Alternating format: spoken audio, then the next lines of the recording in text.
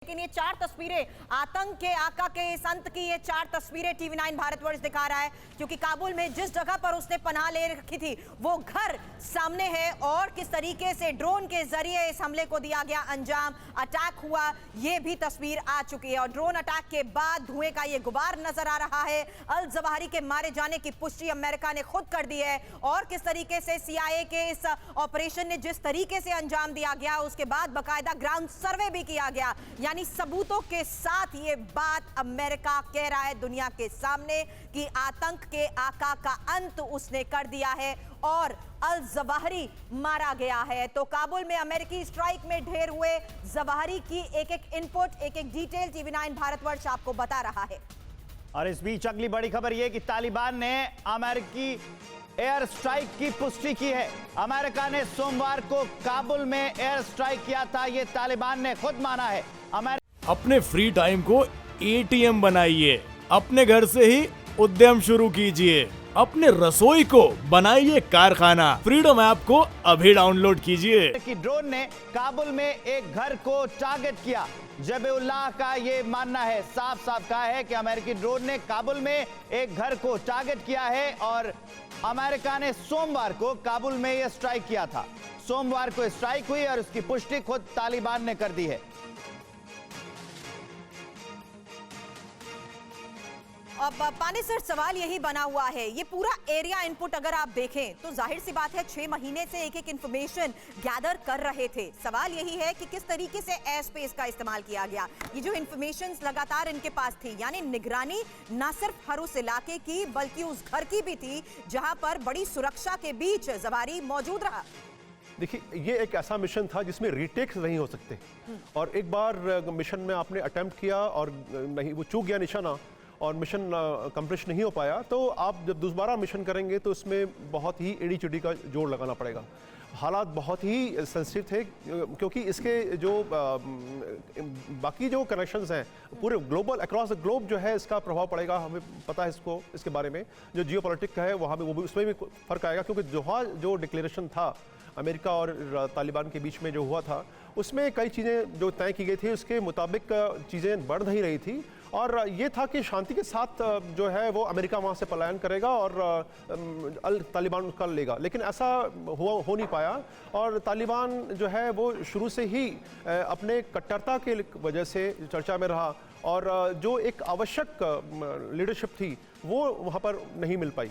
तो ऐसे हालात में जब आप टेक ओवर करते हैं तो आपको वेरिएबल्स बहुत ज़्यादा होते हैं, अनसर्टेनिटीज़ बहुत ज़्यादा होती हैं। जब इतने वेरिएबल्स होते हैं तो उसमें आपके मिशन को अचीव करने के लिए आप समय लेते हैं। जब तक आप 100% श्योर नहीं हो जाते, जब तक आपके पास एग्जैक्ट इन्फॉर्मेशन नहीं होती, तब तक आप मिशन अटेम्प्ट नहीं करते। तो निश्चित रूप से ये चुनौती थी और इस मिशन के पूरा होने के लिए मिशन कमांडर को जो है बधाई दी जानी चाहिए क्योंकि इतना आसान नहीं था और उम्मीद है कि जब डिटेल्स आएंगे तो जो और भी कई चीज़ें जो है सरप्राइजिंग है वो आएंगी और तब मालूम पड़ेगा कि मिशन को अंजाम देने के लिए जो लंबा समय लगा, जैसे मैंने चर्चा किया 10 से 12 महीने का समय लगा है इस मिशन को एग्जीक्यूट करने में जी। तो समय के साथ जो है और जो है जब कल जो चीज़ें आएंगी सामने तब मालूम पड़ेगा कि कितना महत्वपूर्ण मिशन था। बिल्कुल, लेकिन आपने सही कहा कि इस ऑपरेशन को जिस अधिकारी ने एग्जीक्यूट किया है और खास तौर पर अमेरिका, वो बधाई का पात्र है क्योंकि अल जवाहिरी जैसा आतंकी सिर्फ अमेरिका का दुश्मन नहीं बल्कि पूरी दुनिया का दुश्मन था और वो मार गिराया गया है। आपके साथ मैं हूं समीर अब्बास। इस वक्त की बड़ी खबर टीवी 9 भारतवर्ष पर हम आपको बता रहे हैं। अमेरिका के ऑपरेशन अल जवाहिरी से जुड़ी एक एक डिटेल आपके सामने। तालिबानी लड़ाकों की सिक्योरिटी में रहता था अल जवाहिरी, ये क्लियर हुआ है। अमेरिका के ऑपरेशन में 12 तालिबानी भी मारे गए हैं, ये जानकारी अब सामने आ रही है। सिराजुद्दीन हक्कानी के राइट हैंड पर था जवाहिरी की सुरक्षा का जिम्मा। तो ये है हकीकत तालिबान के राज की। सिराजुद्दीन हक्कानी जो कि इंटीरियर मिनिस्ट्री संभाल रहा है तालिबान की हुकूमत में अफगानिस्तान के अंदर, उसके राइट हैंड को जवाहिरी की सुरक्षा का जिम्मा दिया गया था जो कि दुनिया का मोस्ट वांटेड आतंकी था और उसे अमेरिका ने एयर स्ट्राइक में मार गिराया है। ड्रोन स्ट्राइक में उसका काम तमाम कर दिया गया है। हमारे साथ तमाम खास मेहमान लगातार जुड़ते जा रहे हैं। ओपी तिवारी साहब भी अब हमें ज्वाइन कर रहे हैं बतौर डिफेंस एक्सपर्ट। तिवारी जी, ये कितनी बड़ी कामयाबी अमेरिका की मानी जाए, क्योंकि वो अमेरिका जिस पर अफगानिस्तान के अंदर नाकामयाबियों के आरोप लग रहे थे, असफलता के आरोप लग रहे थे, उसने ये दिखा दिया है कि आतंकवाद के खिलाफ उसकी पॉलिसी कितनी सख्त है। 11 साल पहले लादेन और अब जवाहिरी।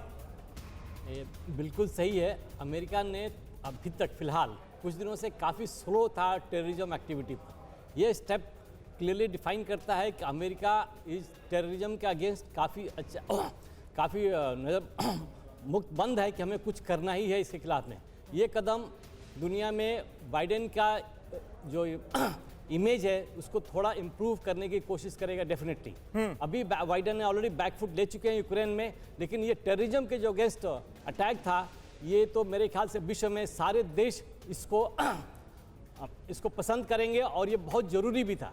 बिकॉज ये तालिबान और ये अलकायदा और सारे मिलके जिस तरीके से पूरे विश्व में शांति भंग करने की कोशिश कर रहे थे, और ये पहला कदम जो यूएसए ने लिया था जी, जब अलकायदा के हेड को मारा था, ये वाला कदम तो बहुत ज़्यादा अप्रिशिएट करने लायक है। Exactly. हो सकता है कि ये इसका जो घुमाव है अमेरिका की जो विचारधारा ठीक है, संत मिश्रा जी हमारे साथ बने हुए हैं अमेरिका से। संत जी, मैं आपसे जानना चाहूंगा, अमेरिका ने जब तक ऐलान नहीं कर दिया तब तक इस ऑपरेशन के बारे में किसी को भनक नहीं लग पाई, लेकिन किस तरह की सिमिलैरिटीज आप देखते हैं? ओसामा बिन लादेन को जिस तरह से पाकिस्तान के एबटाबाद में अमेरिका ने मार गिराया था, उसके 11 साल बाद अब उसके उत्तराधिकारी का भी काम तमाम कर दिया गया, और इस ऑपरेशन की भी किसी को भनक नहीं थी। किसी को नहीं पता था कि अल जवाहिरी अफगानिस्तान में छुपा हो सकता है, और उसे किया गया है ढेर। कितनी बड़ी कामयाबी।